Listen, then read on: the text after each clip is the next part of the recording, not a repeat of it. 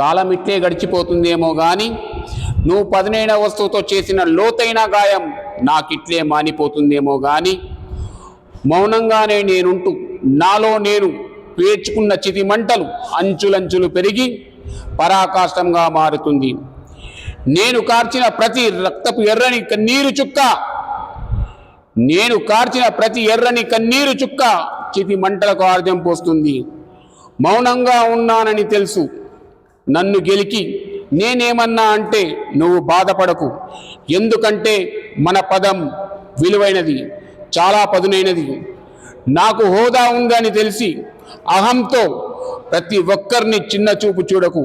ఎందుకంటే కాలం బిగిసి కొట్టి తిరిగి ఇచ్చేస్తుంది, అది ఏది ఉంచుకోదు గనుక. పదం చాలా విలువైనది మిత్రమా, పదం చాలా పదునైనది. Thank you.